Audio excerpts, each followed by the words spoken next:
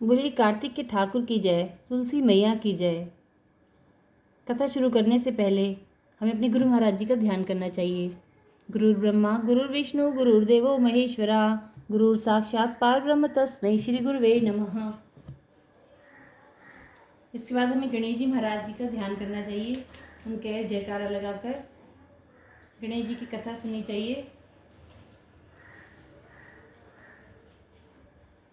कथा सुनते समय अपने हाथ में चावल फूल रखें और कहानी सुनते समय कहानी का हुंकारा जरूर भरें।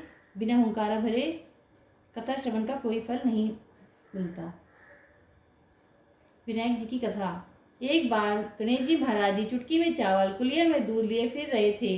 कोई मेरी खीर बना दे, कोई न बनावे। जरा से दूध चावल की कैसे खीर बने। एक बुढ़िया थी, बोली ला बेटा मैं बना दूँ। बुढ़िया बाहर जाने लगी तो बोले कि कहाँ जा रही है। बोली बेटा बर्तन मांग के लाऊं। बोले देख तेरे घर में अंदर दूध का टोकना भरा है, चावल की परात भरी है। चूल्हा जला के खीर बनाई, खीर निकलने लगी। बहू ने कटोरा भर के किवाड़ के पीछे विनायक बाबा का छींटा लगा के खा ली। जब सारी खीर बन गई तो बुढ़िया बोली क्या बेटा जीम ले। वे बोले मैंने तो खा ली। बोले तेने कब खाई। बोले जब तेरी बहू ने खाई। बुढ़िया बोले कि बहू तेने खीर झूठी कर ली। बोली हाँ जी खीर निकल रही थी, मैंने कटोरा भर के विनायक का छींटा लगा के खा ली। विनायक से बुढ़िया बोली कि अब क्या करूँ। गणेश जी बोले कि खा और बांट। बुढ़िया खीर बांटने लगी तो दुनिया में चर्चा होने लगी कि कल तो बुढ़िया भूखी मरती थी और आज खीर बांट रही है। ऐसा चमत्कार कैसे हो गया। झोपड़ी को लात मारी महल बन गया, खूब धन हो गया। जैसे विनायक बाबा बुढ़िया पर कृपा करिए ऐसे हम सब पर करना।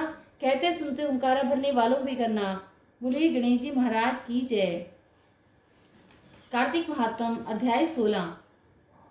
नारद जी राजा पृथु को कथा सुनाते हुए कहते हैं कि जब जलंधर ने राहु से समाचार सुना तो वह क्रोध से पागल हो गया और करोड़ों राक्षसों के साथ कैलाश के लिए चल पड़ा। उसके साथ शुक्र और राहु भी चल पड़े। उसका मुकुट भूमि पर गिर पड़ा, वेग के कारण वह स्वयं भी गिर गया। राक्षसों की सेना में सैकड़ों विमान थे। यह सब देखकर इंद्रादि देवता छिप छिप कर शिव जी के पास गए और प्रार्थना पूर्वक निवेदन करने लगे, हे प्रभु हम बड़ी आपत्ति में फंसे हैं, कृपया आकर समुद्र के पुत्र जलंधर से हमारी रक्षा कीजिए। देवताओं के वचन सुनकर शिवजी ने हंसकर विष्णु भगवान को बुलाकर कहा कि हे ऋषिकेश, युद्ध में आपने जलंधर का संहार क्यों नहीं किया और अपना बैकुंठ धाम छोड़कर उसके घर में रहने कैसे चले गए। विष्णु भगवान ने नम्रता पूर्वक उत्तर दिया, एक तो वह आपके अंश से उत्पन्न हुआ है, दूसरे वह लक्ष्मी का भाई है, वह देवताओं में अजय है, इस कारण युद्ध में मैंने उसको नहीं मारा, आप ही उस दैत्य का वध कीजिए। तब शिवजी ने देखा कि कैलाश के समीप जलंधर अपनी सेना लेकर आ गया है। उस सेना में असंख्य दैत्य, करोड़ों हाथी, घोड़े, रथ तथा पैदल सैनिक थे। उस सेना को देखते ही देवता लोग जिस तरह आए थे उसी तरह छिपकर चले गए और शिवजी के गण शीघ्रता के साथ युद्ध के लिए रणभूमि में उतर पड़े। शिवजी की आज्ञा से नंदी, गणेश, स्वामी कार्तिकेय आदि युद्ध के लिए झूमते हुए कैलाश से शीघ्र ही उतर गए। तत्पश्चात कैलाश के पास वाली भूमि में शिवजी और असुरों में अस्त्र शस्त्र द्वारा भयंकर युद्ध हुआ। वीरों को उत्साहित करने वाले युद्ध भेरी, मृदंग, शंख, घोड़े, हाथी, रथ आदि के शब्द होने लगे और पृथ्वी कांपने लगी। बाणों के समूह, पाश और पट्टे आदि हथियारों ने आकाश को ढक लिया। मारे हुए हाथी, घोड़ों और रथों से भूमि ढक गई। शिवजी के गणों ने जिन राक्षसों को युद्ध में मार दिया था उन्हें शुक्राचार्य मृत संजीवनी विद्या के बल से पुनः जीवित करने लगे। यह देखकर शिव के गण अधिक भयभीत और व्याकुल हो गए और उन्होंने देवाधिदेव शुक्राचार्य का संपूर्ण वृत्तांत सुना। क्रोधावेश में युद्ध के मुंह से ताड़ वृक्ष के समान जांघों और गुफा के समान मुंह वाली अति भयंकर कन्या प्रकट हुई। उसने युद्ध भूमि में आकर बड़े बड़े राक्षसों को खा लिया और शुक्राचार्य को अपने उदर में छिपाकर अंतर ध्यान हो गई। जब शिव के गणों ने शुक्राचार्य को नहीं देखा तो वे युद्ध में के नशे में झूमते हुए प्रसन्न होकर राक्षसों की सेना को मारने लगे। तब गणों से डरकर राक्षसों की सेना युद्ध भूमि में भाग गई। गणों के भय से भागी हुई सेना को देखकर शुंभ और निशुंभ दोनों सेनापति और बलवान कालनेमी क्रोधित होकर युद्ध के लिए गए। असुरों के बाणों का समूह आकाश में चारों ओर छा गया। इससे गणों की सेना कांपने लगी। सेनापतियों के बाणों से उनके शरीर बिंद गए और उससे रक्त की धारा बहने लगी। उस समय सभी गण संग्राम भूमि को छोड़कर छिन्न भिन्न होकर भाग निकले, यह देखकर कि हमारी सेना हार रही है। नंदी, कार्तिकेय एवं अन्य वीर क्रोधित हो बलपूर्वक उन महाबली दैत्यों को रोकने लगे। कार्तिक महात्म 16 अध्याय संपूर्ण। बोलिए कार्तिक के ठाकुर की जय, तुलसी मैया की जय।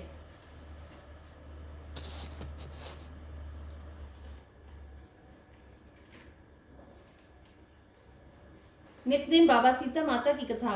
राम आए लक्ष्मण आए देश के पुजारी आए, नित्यनेम का नेम लाए, आओ राम बैठो राम, माखन मिश्री खाओ राम, दूध बताशा पियो राम, सूत के बल का पोठो राम, शाल दुशाला ओढ़ो राम, राम सवारे सबके काम, खाली घर भंडार भरेंगे, सबका बेड़ा पार करेंगे, जब बोलो श्री राम ही राम, श्री राम जय जय राम।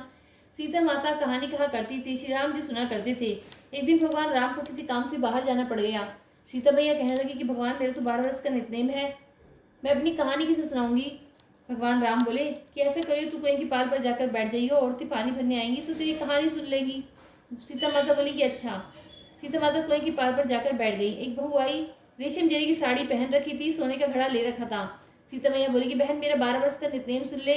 वो बोली कि मैं तेरा 12 वर्ष का नित्यनेम सुनूंगी तो मुझे देर हो जाएगी, घर में सांस लड़ेगी।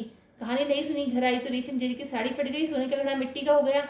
सासू बोली बहू किसका दोष ले आई। बहू बोली कि सासू जी दोष क्या, कुएं की पार पर एक औरत बैठी थी, कह रही थी मेरी कहानी सुन ले, मैंने नहीं सुनी तो ऐसा हो गया।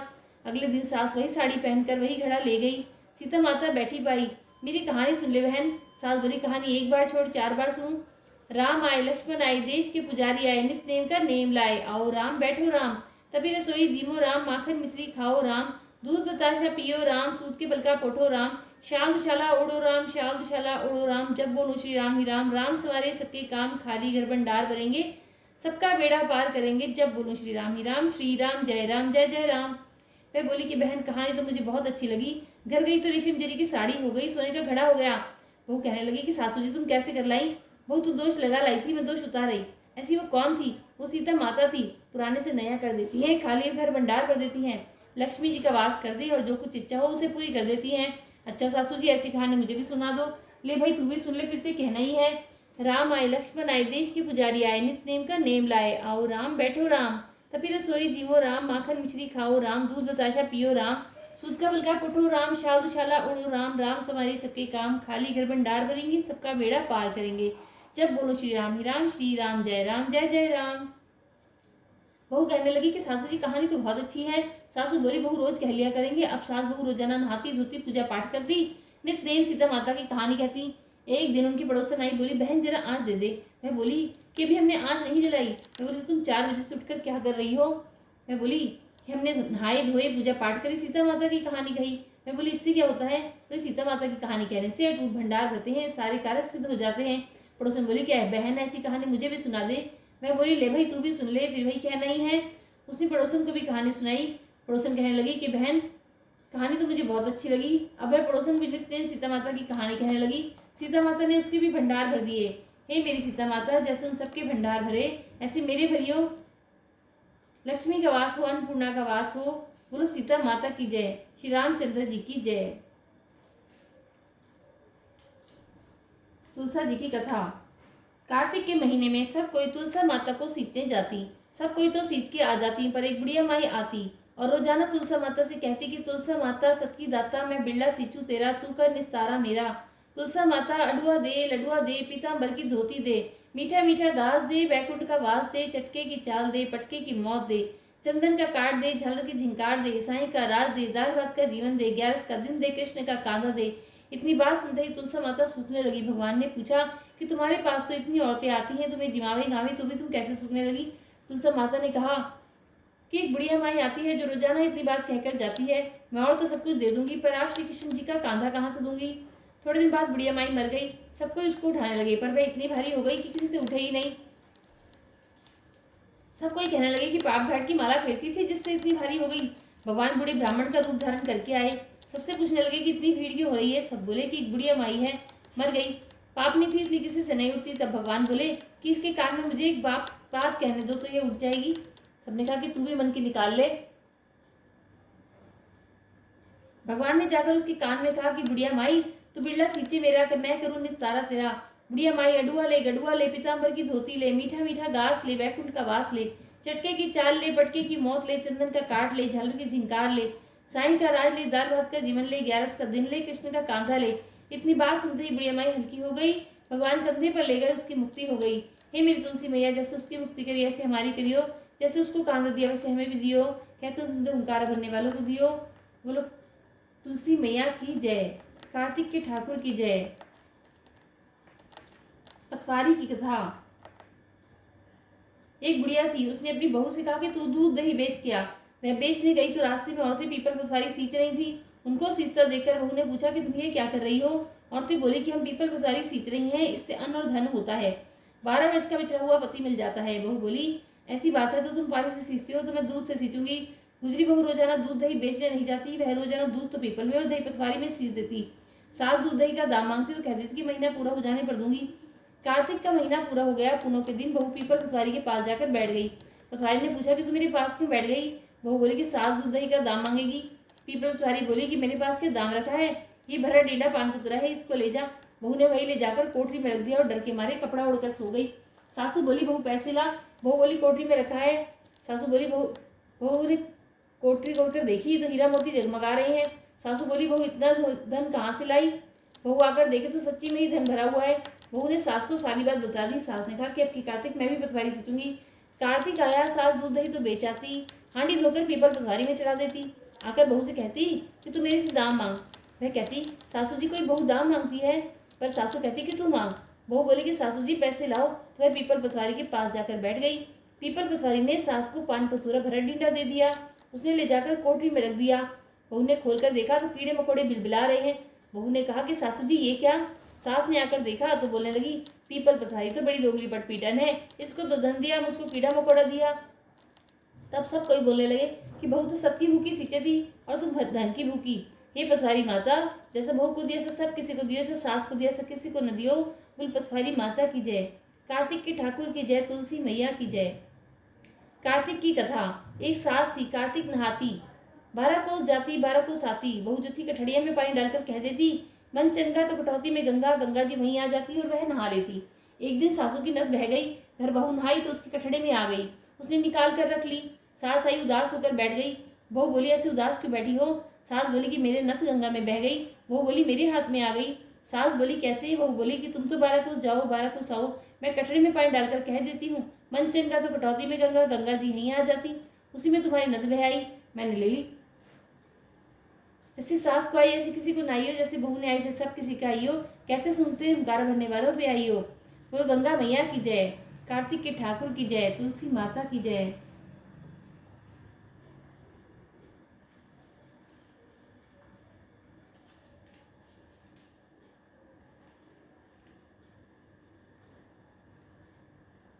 बुधवार की कथा। बुधवार के दिन एक साहूकार था, उसका लड़का बहू लेने जा रहा था। माँ ने बहुत मना किया लेकिन नहीं माना। ससुराल में पहुंचा, बोला मैं तो आज ही लेके जाऊंगा। उसकी सास बोली मैं तो आज नहीं भेजूंगी, बुधवार को नहीं भेजूंगी। माना नहीं, बुध को विदा करा के ले आया। रास्ते में बहू को प्यास लगी, बोली मैं तो पानी पीऊंगी। वो पानी लेने चला गया। बुधवार उसका रूप बनाकर पानी लेके आ गया। बहू ने पानी पी लिया, बुध पास में बैठ गया। वो आया पानी लेके, बोला तू कौन है। ये मेरी बहू है। बुध बोला कि ये मेरी बहू है। बहू बोली कि मेरा पति तो ये है।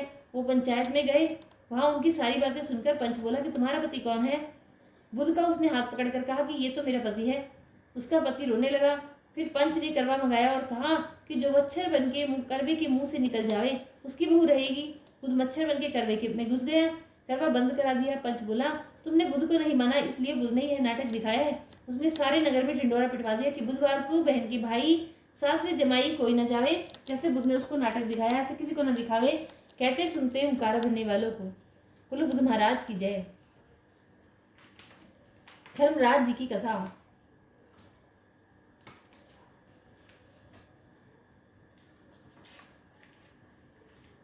एक बुढ़िया माई थी, वह व्रत नियम बहुत रखती थी। एक दिन भगवान के घर से यमदूत लेने आई बुढ़िया माई यमदूत के साथ चली गई। आगे गहरी नदी बह रही थी, बुढ़िया माई डूबने लगी। तब यमराज जी ने पूछा कि माई गाय दान की हुई है क्या। तब बुढ़िया माई ने मन में गाय माता का ध्यान किया तो गाय माता उपस्थित हो गई। गाय की पूंछ पकड़कर बुढ़िया माई नदी पार हो गई।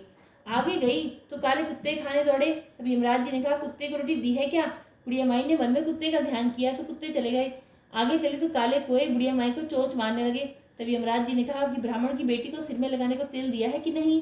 बुढ़िया माई ने ब्राह्मण की बेटी का ध्यान किया तो कोई ने चोंच मारना छोड़ दिया। आगे गई तो पैरों में कांटे चुभने लगे। तब यमराज जी ने कहा कि चप्पल दान की है क्या। बुढ़िया माई ने याद किया तो चप्पल पैरों में आ गई। आगे चली तो चित्रगुप्त जी ने यमराज जी से कहा कि आप किसको ले आए हो। तब यमराज जी ने कहा कि बुढ़िया माई ने दान पुण्य तो बहुत किया है, पर धर्मराज जी का कुछ नहीं किया, इसलिए आगे के द्वार बंद हैं। तो बुढ़िया माई बोली कि मुझे 7 दिनों के लिए धरती पर जाने की आज्ञा दो। 7 दिनों तक कहानी सुनकर उद्यापन करने के बाद मैं वापस आ जाऊंगी। बुढ़िया माई वापस धरती पर आ गई। पूरे गांव में खबर फैल गई कि बुढ़िया माई भूतनी का रूप धारण करके आ गई है। वह जब अपने घर को गई तो बेटे बहू ने भूतनी समझकर घर के द्वार बंद कर दिए। तब उसने अपने बेटे और बहू से कहा कि मैं भूतनी नहीं हूँ, मैं तो धर्मराज जी के कहने के अनुसार वापस आई हूँ। मैं नियमानुसार प्रत्येक दिन धर्मराज जी को कहानी सुनकर उद्यापन करके वापस परलोक चली जाऊंगी। यह सुनकर बेटे ने उद्यापन की पूजा की सभी सामग्री एकत्रित कर दी, लेकिन कहानी का हुंकारा नहीं भरा। तब बुढ़िया माई पड़ोसन के पास गई और कहानी सुनने को कहा। पड़ोसन ने कहानी सुनी और हुंकारा भी भर दिया। बुढ़िया माई ने 7 दिनों के पश्चात कहानी सुनकर उद्यापन कर दिया और सभी सामान दान कर दिया। तब धर्मराज जी ने बुढ़िया माई के लिए धरती पर विमान भेजा। विमान देखकर सभी गांववासी स्वर्ग जाने को तैयार हो उठे। बुढ़िया माई बोली कि मेरी कहानी तो सिर्फ पड़ोसन ने ही सुनी थी। तो सभी गांव वालों ने बुढ़िया माई के पांव पकड़ लिए और कहा कि धर्मराज जी कहानी हमें भी सुनाओ। कहानी सुनने के पश्चात सभी विमान में बैठकर स्वर्ग पहुंचे। तो धर्मराज जी ने कहा कि मैंने तो सिर्फ बुढ़िया माई के लिए विमान भेजा था, पर यहाँ तो सारे गांववासी एकत्रित हो गए। तब बुढ़िया माई ने कहा कि मेरी कहानी इन सबों ने सुनी है, इसका आधा पुण्य इनको भी दो। तब धर्मराज जी ने सभी गांववासियों को स्वर्ग में वास दिया। सोए धर्मराज जी महाराज जैसे बुढ़िया माई को स्वर्ग दिया, ऐसे कहते सुनते हुंकारे भरने वालों को भी देना, हमें भी देना, हमारे परिवार को देना। बोलो धर्मराज जी की जय, यमराज जी की जय। एक पोपा बाई थी, वह व्रत नियम बहुत रखती थी। एक दिन अपने भाई भाभी से बोली कि भाई मैं शादी नहीं करूंगी, मेरी झोपड़ी गांव के बाहर बनवा दो। और गांव की स्त्रियों से कहा कि आप अपनी गाय और बछड़े मेरे यहाँ घास फूस चरने को भेज दिया करो, बदले में बचा कुचा खाना मुझे भेज दिया करो। एक दिन नगर का राजा शिकार खेलने जंगल में गया। जंगल में झोपड़ी देखकर वह वहीं रुक गया और बोला कि इस झोपड़ी में कौन रहता है। जब अंदर से कोई आवाज नहीं आई तो वह बारंबार दरवाजा खड़खड़ाने लगा। तब पोपा बाई उठी और बोली कि कौन है जो मेरे द्वार पर आवाज दे रहा है। राजा ने कहा कि मैं उस नगर का राजा हूँ, तेरे साथ शादी करूंगा। तब पोपा बाई ने कहा कि जहां से आई हो वहीं चले जाओ, मैं पराये पुरुष का मुंह नहीं देखती। तब राजा जबरदस्ती पोपा बाई को उठाकर ले जाने लगा। रास्ते में पोपा बाई ने सोचा राजा को श्राप दिया और उसका सारा राजपाट नष्ट हो जाए। तब वह नगर में पहुंचा तो रानियां कहने लगी कि आप किसको ले आए हो, इसको आप वापस इसकी झोपड़ी में ही छोड़ाओ। राजा जब पोपा बाई को छोड़ने गया तो रास्ते में पाप की नदी आई। राजा उस पाप की नदी में डूबने लगा और पोपा बाई धर्मराज से यहाँ पहुंची तो धर्मराज जी ने पोपा बाई को स्वर्ग का राज दे दिया। एक बार एक सेठ सेठानी मृत्यु लोक में स्वर्गलोक को सिधारे प्रवेश करने के लिए स्वर्ग का द्वार बंद देखकर उन्होंने धर्मराज जी को द्वार खोलने का आग्रह किया। तब धर्मराज जी ने कहा कि इस द्वार पर तो पोपा बाई का राज है। तब सेठ सेठानी ने कहा कि हम पोपा बाई को नहीं जानते। तब धर्मराज जी ने कहा कि 7 दिन मृत्यु लोक में जाकर 8 खोपड़ा में राई भरकर 5 कपड़े ऊपर रखकर कहानी सुनकर उद्यापन करें और कहें कि राज है पोपा बाई का, लेखा लेगी राई राई का। बोलो पोपा बाई की जय।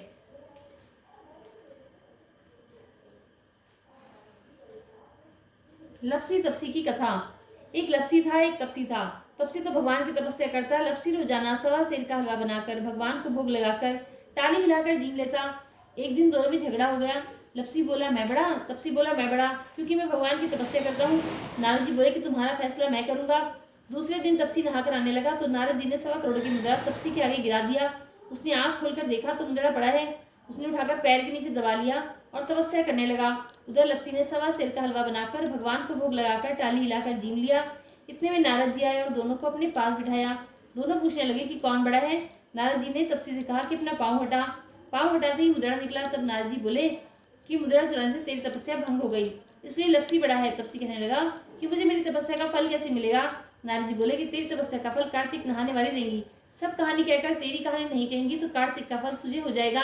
धोती देकर अंगोछा नहीं देवे, सीधा देकर दक्षिणा नहीं देवे, ब्राह्मण जिमाकर दक्षिणा नहीं देवे, दीवा चास के हाथ न जोड़े तो तेरा पुण्य, कपड़ा देके बटन न लगाए, दाहिने हाथ का नाड़ा बांधे तो सबका फल तुम्हें हो जाएगा। इतना कहकर नारद जी चले गए। बोलिए कार्तिक के ठाकुर की जय, तुलसी मैया की जय। कहानी का हुंकारा जरूर भरें, कमेंट पे राधे राधे जरूर लिखें और चैनल अच्छा लगा हो तो उसको लाइक और सब्सक्राइब जरूर करें। राधे राधे।